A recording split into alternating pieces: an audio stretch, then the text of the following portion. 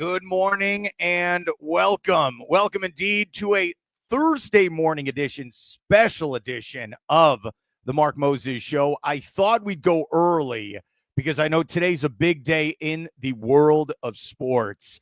It is the opening day of March Madness. So I was thinking if we go on at about 4 p.m. today, I don't think anyone's going to be paying attention. They're going to be watching the games. So I thought, hey, let's go early. We're going to bring on Tim Walters with the Florida Today here in a minute, but I just want to go over this story. This is very, very key. Last night, I like to have pain in my life. I worked all day in the office, and then I said, you know what? I felt bad the last time I went to the Orlando Magic game. They're in downtown Orlando. They're at the Kia Center. When I saw them play Cleveland and lose by 40 points. 40 points. At home. It was not fun. No, it was not. So I said, all right, when I get 5 minutes to breathe after doing all these changes we're doing right now, where we're leaving the radio and we're going to be going full digital, I'm going to figure that out. Then I'm going to go back to the Kia Center. So I went last night. I did. I went to that game where they took on the Houston Rockets early with the start, 7 o'clock. I went there and I said, you know what? They played Sunday, and they won that big game on national TV at Cleveland. Paolo played great. Franz chipped in. Hey, 13 games to go. Maybe we got something here. Maybe there's a maybe. You know, hope's a hard word to follow sometimes, but I had a little opening. Maybe there's a chance. Maybe. So I go to the game. I'm driving there, and I don't care. I just want to say this. If you live here in Melbourne like I do, I don't care if you're going 155 miles an hour or 45 miles an hour. It takes 1 hour to get to downtown Orlando. It does not matter. So I go there, checking out the game. I'm sitting by my buddy, Kyle Nash. He does a great job. We'll have him on next week. And we're watching the game. And it starts out well. And the Magic play great for the first 7 minutes of the first quarter. Paolo's doing his thing. This looks promising. Okay. They won Sunday. Maybe they can win tonight. Maybe they can win Friday. In the words of Lou Brown from Major League, that's 3 in a row. That's a winning streak. But here's the thing. They get to the second half, and Houston makes adjustments. And you know what Houston has? Besides 40-plus wins and a winning record right now, and they're probably going to be in the playoffs, is the Magic. Like Houston has guards. They have explosive guards who could play, set up others, shoot threes, play defense, all that stuff. Magic don't have that. It's a broken record after a while. They have no guards. They have Paolo. They have Franz. Besides that, they have not so much. So they lose the game, 12 games to go. They're in the 8th seed right now. They're about a half game out of the 7th seed. But I think after what I saw last night, it's the play-in tournament. That's what it's going to be. You're probably going to get a game at the Kia Center. Maybe they win. Maybe they get the 7th or 8th seed, and then they're losing in the first round. Right? Since I've been here, I've seen the Magic in the playoffs 3 times, and they've lost every single time in the first round. And I feel like that's where they're headed again. And this is going to be, I know 12 games to go, then we're going to go to the playoffs. But this offseason is going to be key and big for this team and this front office. I'm driving home, and I'm like, man, Mark, you like to watch some bad basketball. Yes, I do. But let me just say this, and we'll go to Tim Walters. I was there when we were struggling, okay? So when they finally turned this thing around, all right, you can't be like, oh, Mark, you're just a front runner. No, I'm going for the pain, and maybe there's some hope that they can switch it around, right? And I put this on Twitter, and you can follow me there at Mark Moses Show. If you don't know this, Paolo's the real deal. He's in year 3. Remember, he went to the All-Star game. He won Rookie of the Year. He did not go to the All-Star game this year because of the injury. He missed about 30 games. Paolo's the real deal. He had 30 points last night. Paolo's the real deal. Franz is a potential All-Star. Get them players around them. So that's my 5 minutes on the Magic, right? And now for the next 3 weeks, it's going to be nonstop March Madness. So let's bring on this fine gentleman, if I can do this correctly. He is, yes, he is the great Tim Walters with the Florida Today newspaper. He's Mr. 321. I don't have your music, buddy. I will work on that. How you doing? I'm doing awesome, Mark. Yes, we will work to get that. Maybe I need a new intro too, because some things have changed about my job. You're now the podcaster. I am no longer a podcaster. I do many things, but that one has been taken off my plate. Just to add on real quick about the Magic, because I've been with the Magic since day one in 1989 when they played their first game. And, I was watching that game last night, and it was funny. My family, we were out at dinner, and it was on TVs all around us. And I'm eating. I looked up. The Magic were up by about 9 early. And then I ate a couple of chicken wings and looked up, and then they were losing by 2. And I was like, my God, what did I just miss? What just happened? All I did was eat like 3 chicken wings and things imploded. And so, I agree with you fully. Paolo Banchero, I love watching him. I think he is a legitimate superstar. I think that in the next year or two, he will be considered maybe among the top 5 or 10 players in the entire league. He's that smooth. He's that good. The only problem is, Mark, and as I said, I've been watching this team since their inception. Getting free agents here has always been a difficult thing.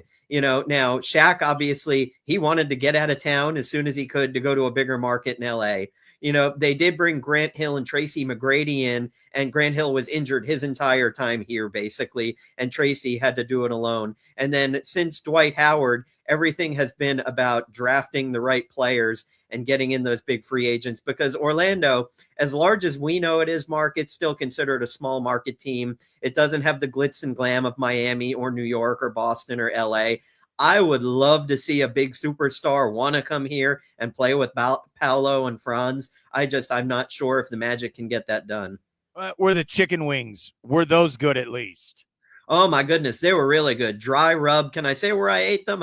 It's somewhere where you used to broadcast from quite regularly, so I don't know how we can do that, Mark. Go for it. Where was it at? All right. Yeah, it was at oh, boy, the name just skipped out on me. See, I'm struggling here, Mark. You used to broadcast from it all the time. New Orleans themed. Oh boy. Walk-ons, Sports Bistro. Yes, walk-ons. Thank you. The best mozzarella logs in the business, and I got their dry rub New Orleans style chicken wings.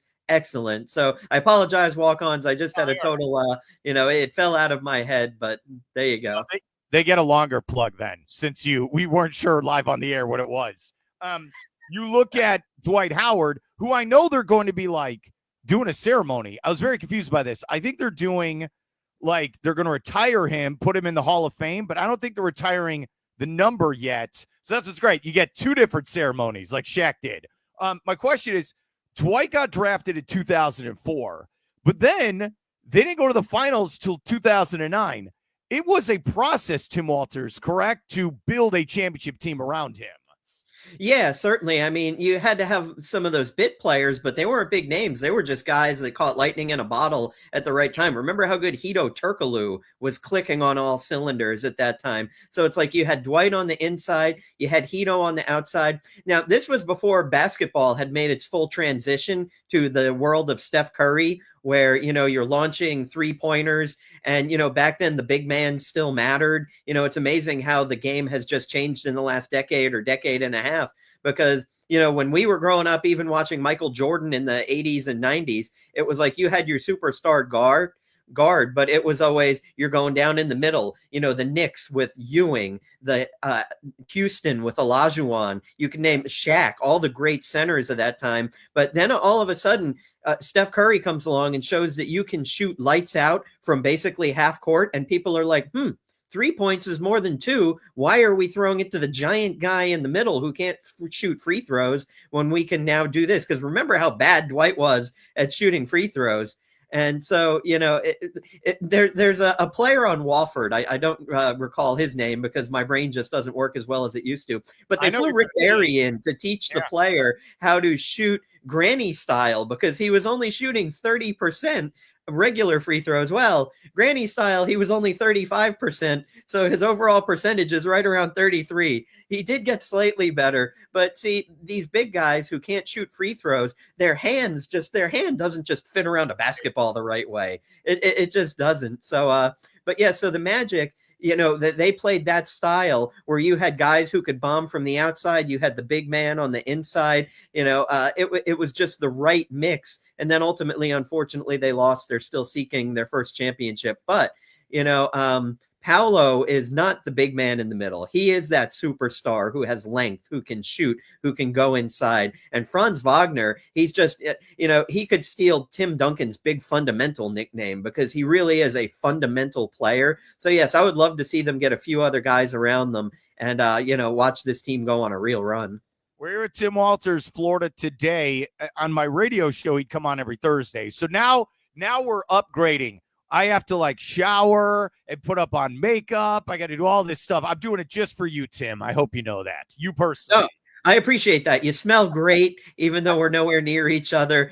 People have heard me talk about Tim Island and we talk about nerd stuff like Transformers. As you can see around me, I've set things up, Mark, because I want to show the people that it's not a gimmick. It's not an act. I do love Transformers. I love being surrounded by things that make me happy from my childhood. So sports, Transformers, nerddom, chicken wings, and mozzarella logs. I'm the everyman. I just look a little nerdy, so it's all right. You make it sound like you're at some bar in the Old West. Clint Eastwood shows up. You're like, look, I'm not messing around. Give me that whiskey sour, and I'm going to talk about my Transformers. It's exactly what it sounds like. It's awesome. As dude. Clint Eastwood said, a man's got to know his limitations. Well, you don't have any. So there you go. We're here with Tim Walters, Florida today. Yeah, look, they got two bigs, like you said. You got Paolo, you got Franz. You have those. See, I don't look at it as a fan when I go to the game anymore. It's like, wow, great basketball. I think like I'm the general manager. Okay, here's what we need. You got to get this. You got to get that. You got to do this. I just feel like that backcourt, and I know that, look, these guys are trying. It's not like they're tanking on purpose. They're not like, oh, we want to play bad. It's just that you've got to get some guys in the backcourt who can create shots, set up others, and then take pressure off Paolo and Franz. Those guys are 6'10". They shouldn't have the ball in their hands dribbling up the court. I know it's like freakish and this is the next generation, but you got it. Look, you said it best, Tim. You have guys like Steph Curry, and they're all over the league. These guards can shoot from the outside. If you can't shoot from the outside, you're dead. You are dead in the water. So this front office, do you feel like this offseason, they've been here for like 5 years or so, do you feel like this is the most critical offseason where they better not sit on their keister and they better make some upgrades for next year? Yeah, absolutely. And you mentioned the shots, Mark. That shot right before halftime that the Rockets hit last night. I mean, that was like 2 steps in front of half court, and he just shot it with a silky smooth form that looked like he was taking a 15-footer. It was incredible. But anyhow, as far as the front office goes, I mean, look, they've got the money to spend. They're going to offer it, but it's who's willing to take it. I do think that this is a critical mass for the Magic because you want Paolo to want to stay here. You want him to sign a super max when his rookie deal is up. You want him to be your superstar for the next 10 years. But if he doesn't like what's going on around him, then just chalk him up as another guy who's going to want to leave for the Lakers or the Heat or the Celtics. But, I would love to see him stay here for the long term with Franz Wagner. I think that they could be certainly a formidable twosome. And, they've got, as you said, some nice pieces, some good defensive players. But, they have to upgrade just about everywhere else. So they've got the money to spend. It's now, can they lure the people who, and sell Paolo as play with this guy because he can win a championship. Okay, don't be offended by this, Tim. But I have another friend named Tim. Okay, so you're still special to me. But I have other Tims. Hell, I have 3 buddies named Jason. All right, so I just need you to know this is the universe I live in. But I was telling my other buddy Tim, when you look at that Luka Doncic trade, in hindsight, if I was the Magic and I knew Luka Doncic was available, I literally would have given them 10 first-round picks, multiple players on this team. Like I would have given them a piece of Universal Studios. I would have given them parts of Tim Walter's Transformers collection. I would have given them the King's Ransom. When you look at that Luka Doncic trade and how he only went to the Lakers, does that still boggle your mind like 5-6 weeks later now? No, because if you look at all the things that surrounded it, look, there was no rumors out there. No. Luka wasn't available to other teams. He was available to one team, the Lakers. And you have to look at who his agent is, who he represents, what his ties are to players on the Lakers. All of that was done in, back room door, dark halls. And, this is not something where they're offering it or saying, shopping him around. This was the Lakers and the Mavericks. We're talking about a secret deal here. The Mavericks certainly got the short end of the stick on this one because they got an oft injured player who's never really lived up to, his potential. And that's because he is always hurt. Now, Luka, I know that they weren't happy with him in Dallas. He's a little bit overweight. He likes to drink beer. He loves to hit his hookah, Luka with the hookah, all of those jokes were out there. But look, obviously, if the Magic could have gotten him, yes, they would have given a king's ransom. They pretty much would have given every future pick or player except for maybe Paolo. They might have even packaged up Franz Wagner to get him. But no, that wasn't something that was available to the Magic or any of the other teams in the NBA. That was something that happened because there were backroom ties. The agent had a lot to do with it because he represents players on the Lakers, the Mavericks, that agency. So no, I obviously the Magic would have if they could have, but I don't think that was out there for anyone else to have. I'm asking this to everyone, so you're at the plate now, Tim. Is that the worst trade of all time for one side of it? I say yes. I know you have the Herschel Walker trade. I mean, I just try to think. I don't think there's going to be anything worse than that. Do you feel that way?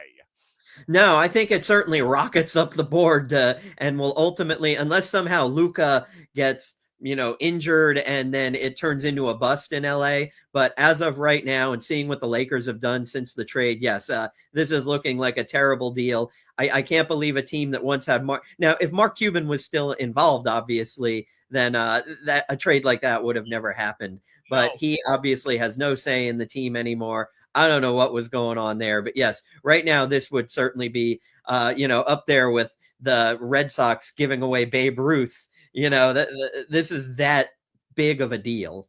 If David Stern was still alive, he would have vetoed the trade. I thought for a second he was going to come out of the grave like a zombie and be like, no, this cannot happen. It cannot. All right, before we move on, I have to say this because this is a professional broadcasting show as well. We are broadcasting, even though I'm from home, we are working on my new studio there at my offices in West Melbourne. Yes, we are still broadcasting from the Anidjar and Lavine Accident Attorneys studio. Give them a call today. Yes, take control of your life. Call 1-800-747-FREE. That's 1-800-747-3733. Anidjar and Lavine Accident Attorneys. And I know they would agree with me. Worst trade ever for one franchise. And I will tell this to you. I think it's so bad.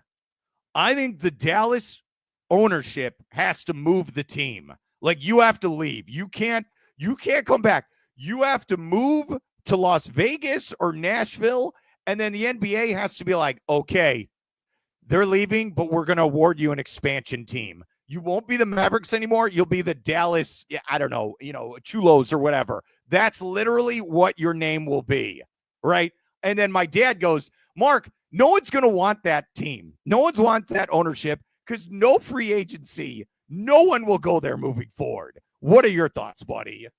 Yeah, I'd like to see them move to Nashville because I love that city, Mark. It is a great suggestion. The hockey arena is right in the middle of everything there downtown. They're about to build a new $2.2 billion football stadium right next to the old one, which is right across the river. Just a beautiful place. But they're not going to leave Dallas. I mean, obviously it's something to discuss, but the ownership is just not very good. I think that the GM was just doing what he was told, but he's become a total pariah. I guess he went to a medieval times in the Dallas area. Mm-hmm. And people were chanting. I can't remember his name off the top of my head, but it was fire. That they were chanting at medieval times. You would think they were going to come out and stab him with a jousting pole.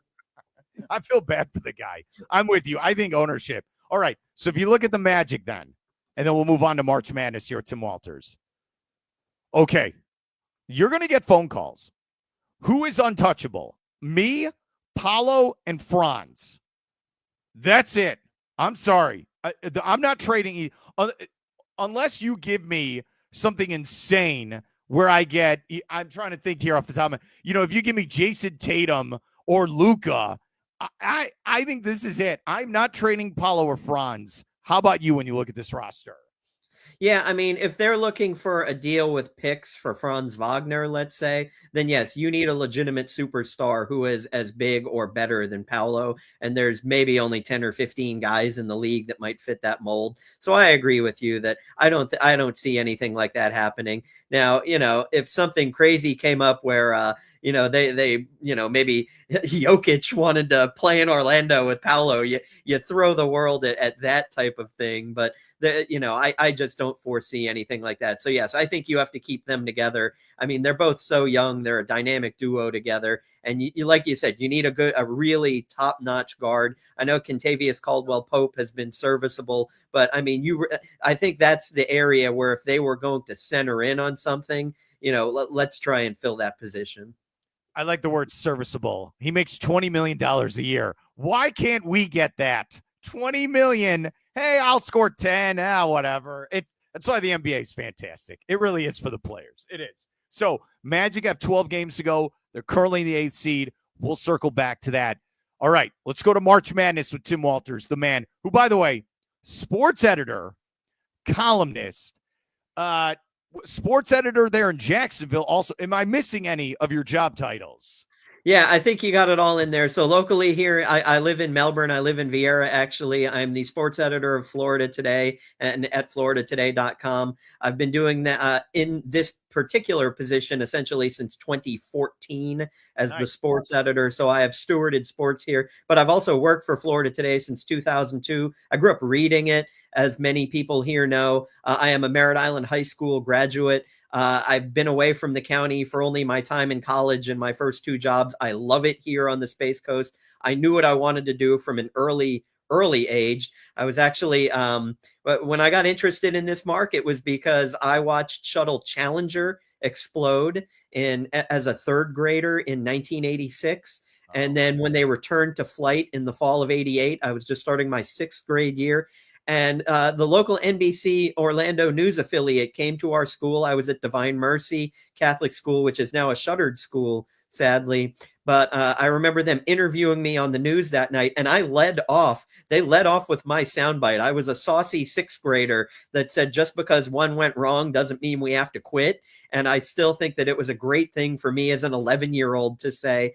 And that got me interested in the news. And of course, I would go pick up our copy of Florida Today newspaper. I would study that sports section. Back then, they had such late deadlines. If the Cubs, I'm a big Cubs fan, we can talk about their crappy 0-2 start here if you'd like. But anyhow, I would want to pick up the newspaper if they were on a West Coast swing or if the game ended while I was in bed. I would pick up the newspaper in the morning, and I said, I'm going to do this for a living. When I got to Merritt Island High School, I still just kept saying, I want to do this for a living. I applied to one school, the University of Florida. I went there. I joined their journalism program, worked for their student paper, worked as a freelancer for the Ocala Star Banner, got a job at the Village's Daily Sun, then changed over to a full-time job with the Star Banner. Then Florida Today hired me in 2002. I've been with the Gannett USA Today company since. I took over the Jacksonville newspaper a little bit more than 3 years ago. So I'm the editor for the Florida Times Union, a newspaper that's 150 years old. Proud tradition, love covering the Jacksonville Jaguars. They have the PGA Tour headquarters there. I was just up there last week for the Players Championship, which is an amazing experience to do. So, Mark, I love what I do. I love helping coordinate our 17 newspapers in the state of Florida. I will say that again. The USA Today Network has 17 newspapers around Florida. So it's an incredible thing to be a part of and to cover sports in the community and the county I love, and then to get to do a grander scale with the PGA, the NFL. I used to cover the Expos/Nationals when they were here spring training. So I've done Major League Baseball. I have a picture up on my wall of me with Arnold Palmer. Just some great things I've done in my career and life, Mark. Oh, and it's right next to the one with me and Ric Flair, which Mark and I have talked about many times over the years. So if you're a new viewer, you will get to probably at some point hear my Ric Flair story. So a lot of great things, Mark. And I have been coming on your show. I believe my first appearance was in 2015. And I became a regular around 2017. So you and I, we've grown together here in this market. So I cannot thank you enough for always giving me the platform and for just wanting to talk about sports and general chicanery with me. Dude, that was fantastic. You just went 2.5 minutes like a machine. You just went over the Wikipedia page, not looking at anything, and you just rattled it all off. You are a true newsman and professional. That was AI can't do that. What you just did there. That was amazing. All right, I'll give you the plug for the newspaper. When I was growing up, my dad, every morning, he would go down the street. So like the end of the block, there'd be the Chicago Tribune and the Chicago Sun-Times. He'd buy both papers. This is when it used to be 35 cents and maybe 50 cents. This was especially in the 90s. He'd buy it every day. And he'd give me the sports section because that's what I wanted to see, right? And every day. And I told this to another guest of ours the other day off the air, where like with baseball stats, I used to look in the paper, okay, who's the home run leader today? Is it my guy Frank Thomas or is it Manny Ramirez? Every day I would look that up. And the box scores for basketball, I'd look that up. And what's the columns? And the newspaper meant so much to me. And I always like, you need newspapers, even if it's just online. And I told you this, I think, a couple weeks ago on the air. Someone has to go over the facts. Not everything can be the opinion. Opinions are sexy. Everyone wants to give their opinion. Someone has to go, hey, the Magic play tonight. What time is it? 7:00. Who are they playing? Houston. All right. What's the betting line? Isn't that important that you have actual journalism moving forward in our formats? Yeah, and I always do my best to talk to experts, factual people, people that know what they're talking about. And people, if they don't like facts, then they will still come at you with their opinion, or they will send you a YouTube video or a link to a conspiracy theory website. I've been dealing with that a lot lately. And it's like, or they'll tell you that you're in on it. And I'm like, I'm in on what? I mean, yeah, and the other thing about newspapers, Mark, it's funny. A lot of times I'll tell people what I do. Yeah, I work for the Florida Today newspaper in the Jacksonville Times, Florida Times Union, and people, oh, well, I haven't picked up a newspaper in years. And it's like, we've gone digital. We've had websites for 25 years. You can go to floridatoday.com and it's much more up to the minute than your next day newspaper. So, and we're constantly updating things. Our websites are not here. You're getting something stale. We still have quite a few journalists who are out there doing things. And I got to say, between Florida Today and the Times Union, and we pull in content from our Gainesville Sun newspaper. So you're getting Gators stuff. We own the Tallahassee Democrat. You're getting Seminole stuff. We own the Palm Beach Post. You're getting Dolphins and Hurricanes and South Florida stuff. We are all over the place, Mark. So people who, it's as if, the newspaper, I stopped touching that. Well, that's fine. Our newspaper, we still print it, of course. But I believe last month, and my stats may be a little off, but I believe just at floridatoday.com, we had 22 million page views. So that's more than we could ever reach if we were doing, a printed newspaper. Oh, yeah, that was for me. I contributed 11 million when they said my show's getting off the radio. I know that's exactly what happened with the analytics.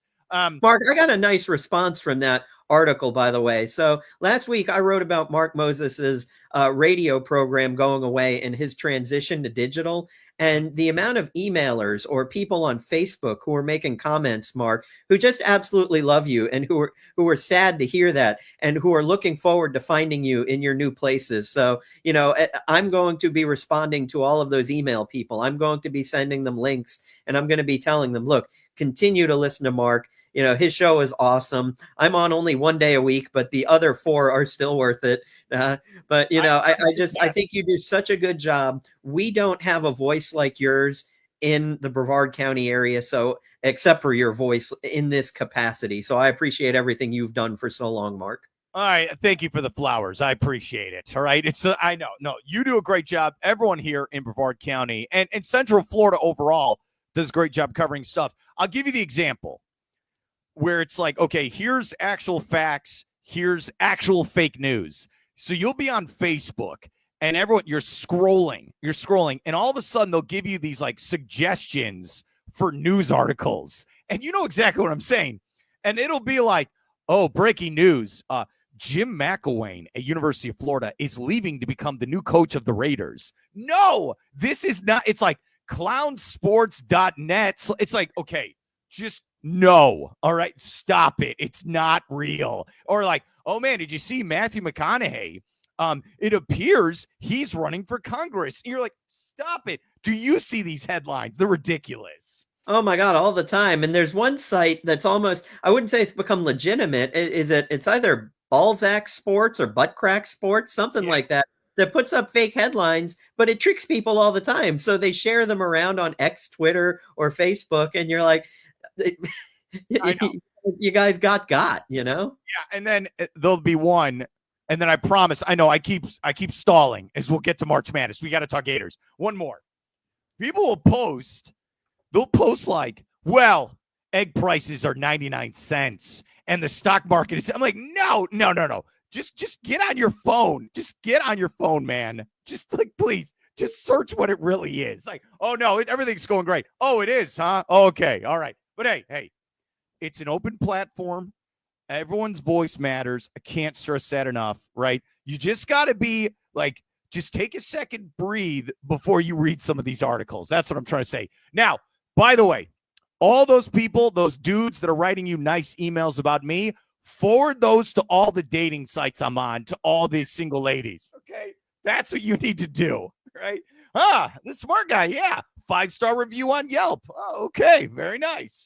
Let's get to the Gators. We're here at Tim Walters, Florida Today.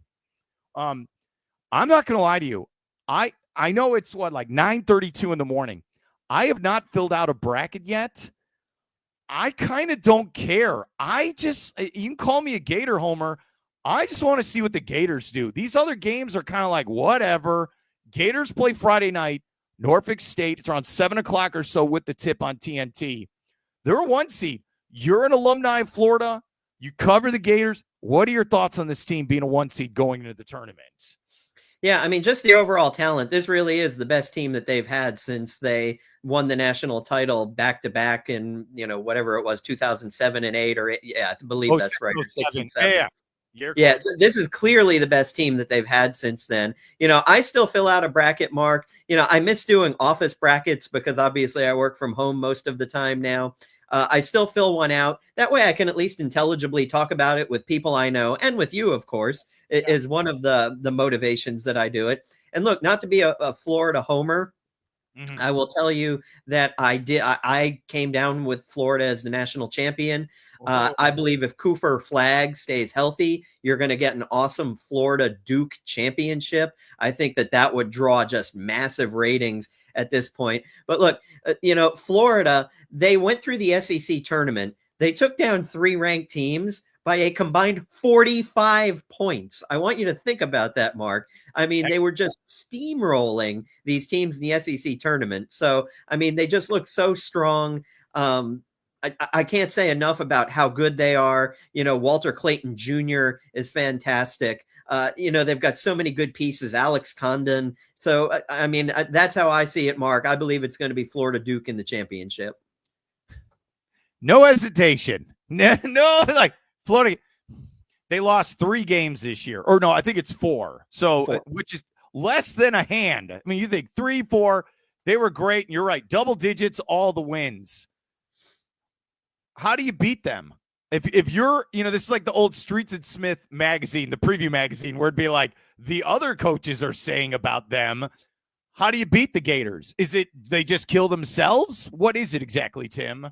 Yeah, they either go cold shooting or the other team shoots at such a clip that it's just absolutely, mind numbing because Florida, their defense is good enough to hold you down.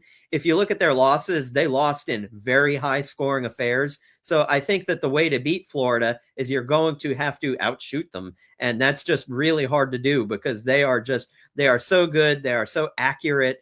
They run such a creative offense and I don't know. I honestly, I don't know how you beat them. I'm amazed that they got beat 4 times watching the Gators this year. Okay, so here's what they got. We said Friday night they're going to play. So 1 versus 16. And I'm sorry, they're not the Virginia Cavaliers. They're going to win this game. I'm saying Garrett put stone cold lock, guarantee it. So you have that. Then second round, I'm reading off the bracket. Second round can be Gonzaga versus Oklahoma. And this is not the UConn team. I'm sorry. Did I say Gonzaga? I apologize. Yeah, UConn. Okay, UConn, Oklahoma. So this is not the UConn team from the last couple of years. It's not. It's a good team. I mean, you look at this, 23 wins on the season, but this is not the juggernaut. You should win against UConn, Oklahoma. Then who would you take on? Sweet 16, who do you have in your bracket? Because Memphis, Colorado State, Maryland, Grand Canyon, those are the potential teams.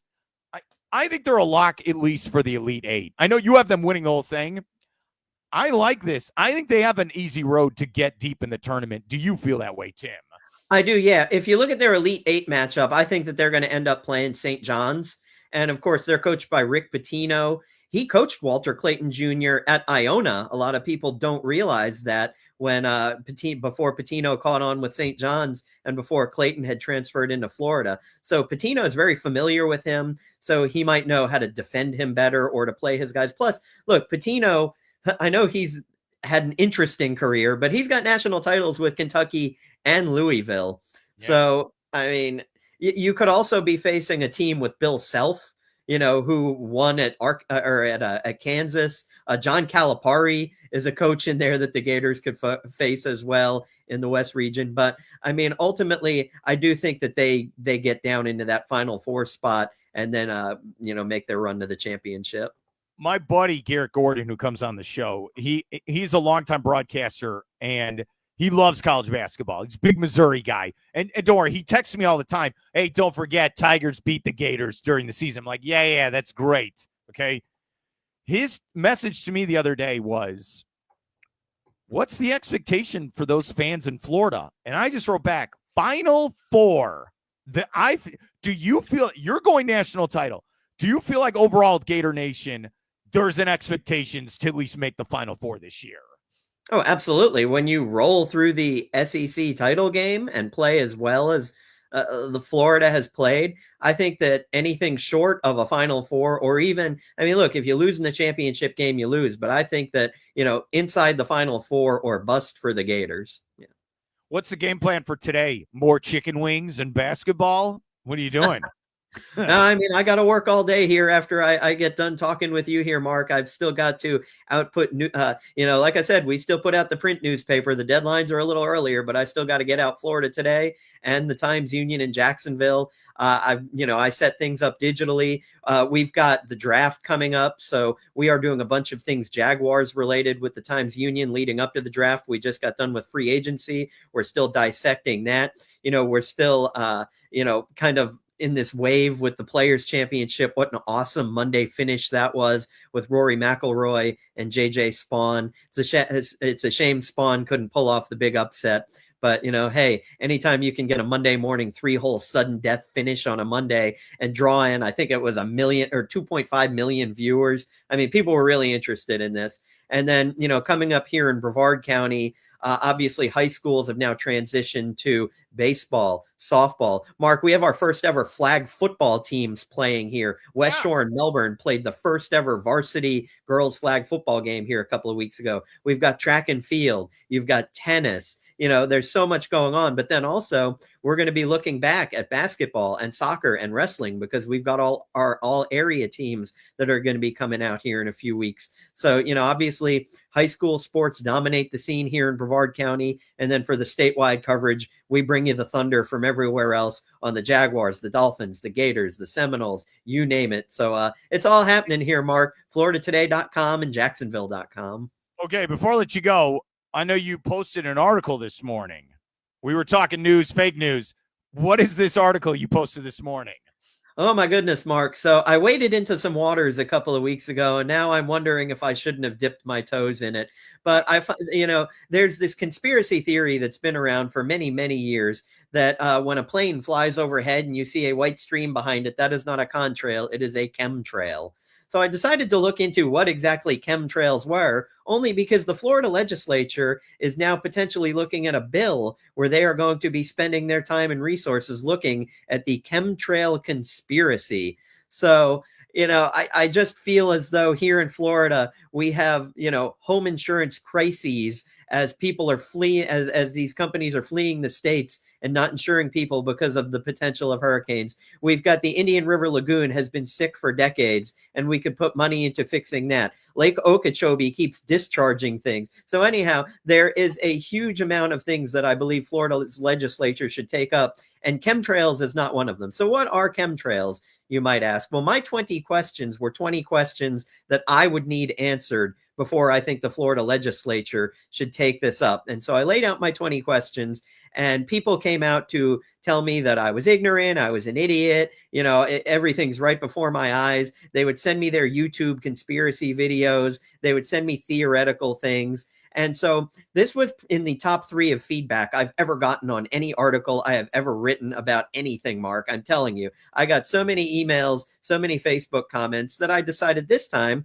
rather than asking my 20 questions, I would go and ask an actual climate scientist. And of course, we have Florida Institute of Technology here in town. It is a very highly, regarded academic institution. And this man that I interviewed, he has actually done experimentation in the skies. And so I asked him factual questions about the chemtrail conspiracy theories, and he helped me learn more about how weather does what it does, why some contrails last longer than others, and how near impossible it would be to seed the skies with metallic substances that are going to reflect UV rays and send it back into space to help with global warming. And that's just one of the conspiracies. Some people think that storms are steered by chemtrails, which he explains why that's just physically not possible in nature.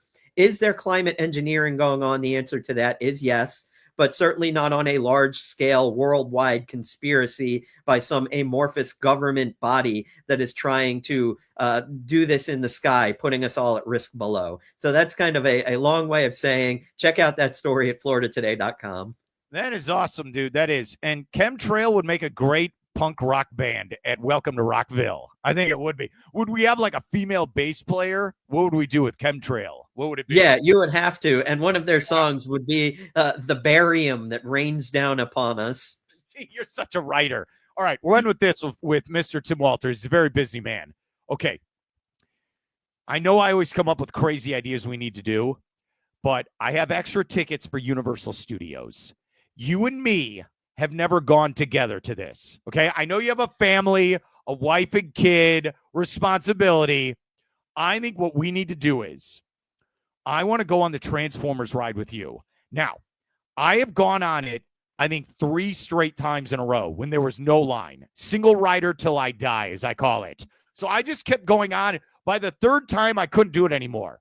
How many times, if we go there, how many times in a row you think we could do the Transformers ride? Over, under? What's your thoughts?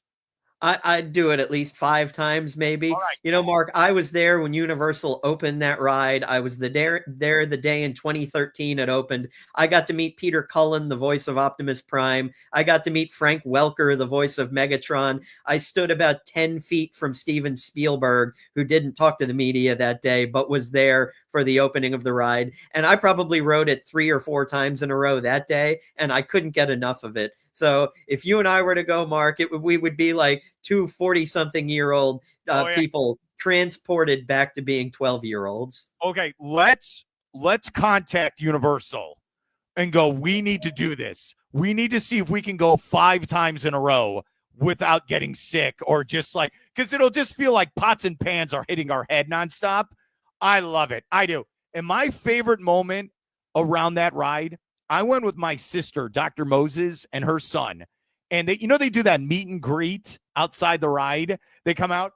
Oh man, It's one of those moments in life. I'm so disappointed I was not filming this for you.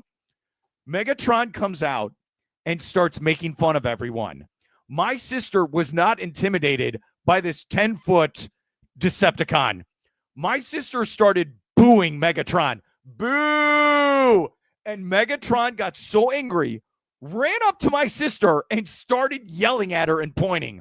My sister did not back down, and that's why she's the GOAT, okay? She took on Megatron by herself. It was incredible. It was, Tim. She's just lucky that he didn't vaporize her. Tim Walters, Florida Today. I'll let you go. Thanks for coming on. Have a great day. And you know what? Enjoy the tournament as well. Oh, I can't wait. I'm going to start watching here, and it starts in just about an hour and 15, hour and 20 minutes. So I will be watching that on my TV here in front of me while doing work all day. And that's why, Mark, I love it when a plan comes together. Great stuff. Thanks, Tim Walters, for coming on. That was great stuff. This is the Mark Moses Show, episode 3. I'm broadcasting from home, but it's still with the Anidjar and Lavine Accident Attorney Studio. Yes, give them a call today. 1-800-747-FREE. That's 1-800-747-3733. Anidjar and Lavine Accident Attorneys. Thank you so much for being our studio sponsor. Yeah, and again, in case you don't know, we're doing construction in my office right now. I'm going to move into a new office, new studio. It's going to be a lot of fun. So this is a fluid conversation. It really is. And just going over some of the comments, Tom writes, wait, you're live now? Yeah, there's no limitations, Tom. There isn't, because when I was on the radio, I had to do 3 to 6. Now I could just do all day. I know the haters won't like it, but yeah, I thought,